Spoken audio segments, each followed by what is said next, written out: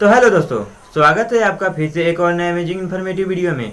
तो आज हम इस वीडियो में डायरिया के बारे में जानने वाले हैं। यानी कि आज हम इस वीडियो में डायरिया के बारे में जानेंगे कि आखिरकार जो डायरिया है वो होता कैसे है और इसका क्या ट्रीटमेंट है, कैसे हम इसको ट्रीट कर सकते हैं। तो बने रहिएगा वीडियो के लास्ट तक। चलिए वीडियो करते हैं स्टार्ट।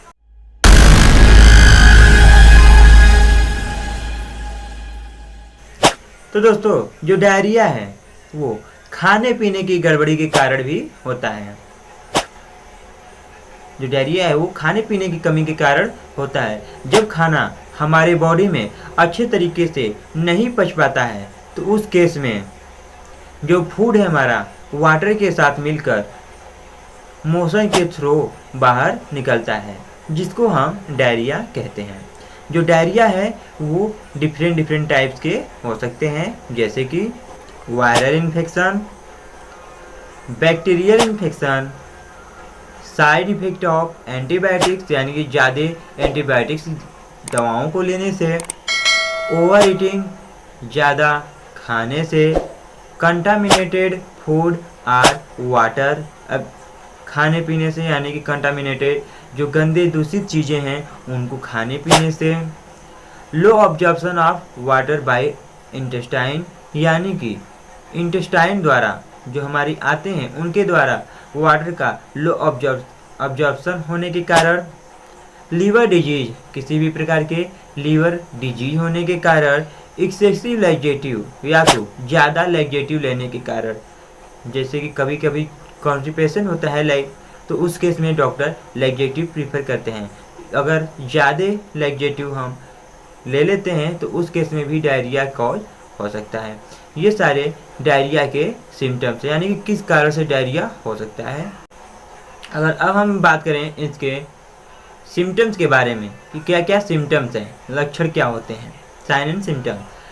तो जो सबसे पहले जब डायरिया होता है, डायरिया के केस में सबसे मेन रीजन है लूज मोशन। डायरिया के केस में सबसे ज़्यादा लूज मोशन होता है।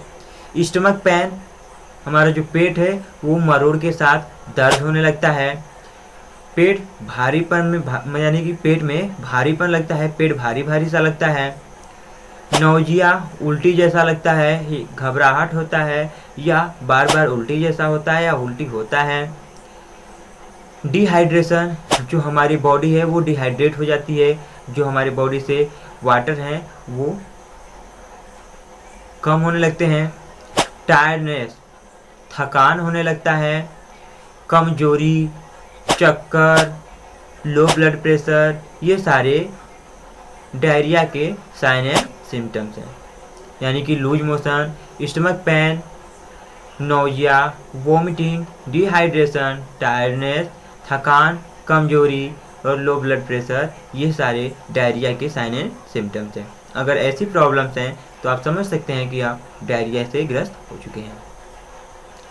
अब इनके ट्रीटमेंट के बारे में बात कर लेते हैं, यानी जो डॉक्टर हैं वो इनको कैसे ट्रीट करते हैं, जो दवा देते हैं डॉक्टर, हम उनके बारे में जान लेते हैं कि जो डॉक्टर हैं वो कौन कौन से दवा पेशेंट को देते हैं, किससे ट्रीट करते हैं। तो आइए हम ट्रीटमेंट के बारे में जान लेते हैं। सबसे पहले इसमें दो टाइप्स के ट्रीटमेंट होते हैं, एक ओरल और एक इंजेक्टेबल यानी कि इन्फ्यूजन के थ्रू। तो हम सबसे पहले ओरली जान लेते हैं, फिर इसके बाद इन्फ्यूजन के थ्रू यानी कि इंजेक्टेबल देखेंगे। तो सबसे पहले जो है, अगर डायरिया ज़्यादा है तो उस केस में जो लोप्रामाइड टैबलेट करके आता है उसको 2 टैबलेट स्टेट यानी कि तुरंत ही देते हैं। अगर आराम नहीं होता है, जो लूज मोशन है वो कंटिन्यू बना हुआ है, तो उस केस में जो लोप्रामाइड है उसको 2 टैबलेट्स बीडी या टीडीएस भी डॉक्टर अपने अकॉर्डिंग प्रीफर करते हैं। नेक्स्ट उसके बाद ओफ्लैक्सासिन और निडाजोल का कॉम्बिनेशन जो आता है जेनफ्लक्स ओजेड, उसे डॉक्टर दिन भर में 2 बार लेने के लिए बोलते हैं। नेक्स्ट पेट दर्द के लिए डाइसाइक्लोमीन मेफेनोमिक हाइड्रोक्लोराइड टैबलेट यानी कि मेफ्टल स्पास जो करके आता है उसको दिन में 3 बार टीडीएस लेने के लिए डॉक्टर प्रीफर करते हैं। अगर उस केस में डायरिया केस में उल्टी जैसा लग रहा हो, उल्टी हो रहा हो, तो स्टेट यानी कि जब उल्टी लग रहा है तब ऑनडेसिट्रॉन दे सकते हैं, या तो दिन भर में 2 बार खाना खाने से पहले खाली पेट डॉक्टर अपने अकॉर्डिंग प्रिफर करते हैं। उसके साथ साथ जो डॉक्टर हैं वो एंटासिड भी प्रिफर करते हैं, एंटासिड भी पेशेंट को देते हैं, जिससे कि जो गैस बना हुआ है पेट में या बन सकता है वो गैस ना बने। गैस से रिलीफ के लिए, एसिडिटी से रिलीफ के लिए एंटासिड भी प्रिफर करते हैं। इसके साथ साथ ORS पाउडर, क्योंकि जब हमें डायरिया होता है तो जो हमारा वाटर है वो ज़्यादा मात्रा में सीक्रेट होता है, तो उस केस में हमारी जो बॉडी होती है वो डिहाइड्रेट हो जाती है। तो उस केस में ओरल डिहाइड्रेशन साल्ट यानी कि ORS भी डॉक्टर पेशेंट को प्रीफर करते हैं पीने। इसको लगभग 5 से 7 दिन तक कंटिन्यू किया जाता है, यानी कि जो ये हमारे ओरली ट्रीटमेंट है पेशेंट को दिया जाता है। अब नेक्स्ट बात करें हम इंजेक्शन के बारे में कि कौन कौन से इंजेक्शन पेशेंट को दिए जाते हैं। जब क्रोनिक यानी कि ज़्यादा है, जो डायरिया का केस है वो बढ़ जाता है, ओरली से कोई भी आराम नहीं मिलता है, ओरली ट्रीटमेंट से आराम नहीं मिलता है, तो उस केस में जो डॉक्टर हैं वो इन्फ्यूजन यानी कि इंजेक्शन का यूज करते हैं। तो उस केस में जो सबसे पहले एंटीबायोटिक्स हैं उनके बारे में हम जान लेते हैं कि कौन कौन से डॉक्टर एंटीबायोटिक्स का यूज करते हैं, पेशेंट को इन्फ्यूजन के थ्रू लगाते हैं। तो सबसे पहले जो जेनफ्लक्स करके यानी ओफ्लैक्सासिन IV और मेट्रोजिल IV ड्रिप करके आता है, डॉक्टर सबसे पहले उसको प्रिफर करते हैं, यानी कि इंजेक्ट करते हैं पेशेंट को IV के थ्रू यानी इन्फ्यूजन के थ्रू, कैनुला के थ्रू। सबसे पहले जेनफ्लक्स यानी ओफ्लैक्सासिन IV पेशेंट को ड्रिप के जरिए चढ़ाया जाता है 100 ml का, फिर उसके बाद मेट्रोजिल IV 100 ml का दिया, यानी कि इन्फ्यूजन के थ्रू, ड्रिप के थ्रू चढ़ाया जाता है। इसके साथ जो पेशेंट हैं उनके ज़्यादा वाटर एक्सेस होने के कारण यानी कि सीक्रेट होने के कारण जो पेशेंट हैं उनकी जो BP है यानी ब्लड प्रेशर वो लो होने लगती है। तो उस केस में जो डॉक्टर हैं वो RL यानी कि RL जो ड्रिप होता है 500 ml का, उसको इन्फ्यूजन के थ्रू लगाते हैं, यानी कि ड्रिप चढ़ाते हैं। RL के साथ ड्रिप चढ़ाने के साथ साथ कुछ एंटीबायोटिक्स दवाओं का भी यूज किया जाता है, इंजेक्शन का यूज किया जाता है, जैसे कि सेफ्ट्रियाक्सोन 1 ग्राम, एडल्ट का डोज है, सेफ्ट्रियाक्सोन 1 ग्राम पेशेंट को दिया जाता है। इसके साथ साथ अमिकासिन 500 mg, पेंटाप्राजोल एसिडिटी के लिए, और बार बार उल्टी जैसा लग रहा हो या उल्टी हो रहा हो तो उस केस के लिए ऑन्डासेट्रॉन पेशेंट को दिया जा सकता है, इंजेक्ट किया जा सकता है।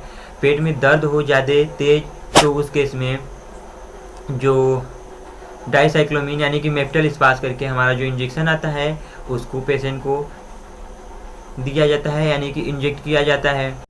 और जब तक कि पेशेंट को आराम ना हो जाए, लूज मोशन से रिलीफ ना मिल जाए, पेट में दर्द होना कम ना हो जाए, और जब तक BP मेंटेन ना हो जाए, तब तक RL या NS का यूज करते हैं, यानी कि ड्रिप के थ्रू लगाते हैं। और ध्यान रहे हर पेशेंट को एक ही दवा अच्छे से वर्क नहीं करता है, डॉक्टर अपने अकॉर्डिंग सिम्टोमेटिकली ट्रीटमेंट करते हैं। और इस वीडियो में केवल आपकी जानकारी के लिए बताया गया है कि कौन कौन सा ट्रीटमेंट डॉक्टर यूज करते हैं, कौन कौन सा ट्रीटमेंट देते हैं। इसमें आपको स्वयं से इलाज करने के लिए नहीं बताया जा रहा है, अतः स्पष्ट है कि आप स्वयं से इलाज ना करें। अगर कोई भी दिक्कत होता है तो डॉक्टर से सलाह अवश्य लें। जो हमारा इन्फ्यूजन के थ्रू यानी कि इंजेक्शन के थ्रू हमारा जो ट्रीटमेंट था उसको जनरली 2 से 3 दिन तक के लिए दिया जाता है, और इस केस में पेशेंट को ना कुछ खाने और ना ही पीने की एडवाइस दी जाती है। अगर ज़्यादा प्यास लगता है तो थोड़ा बहुत पानी, गर्म पानी जो है उबला हुआ, उसको ठंडा करने के बाद पी सकते हैं, अन्यथा पीने और खाने की इजाज़त नहीं दी जाती है।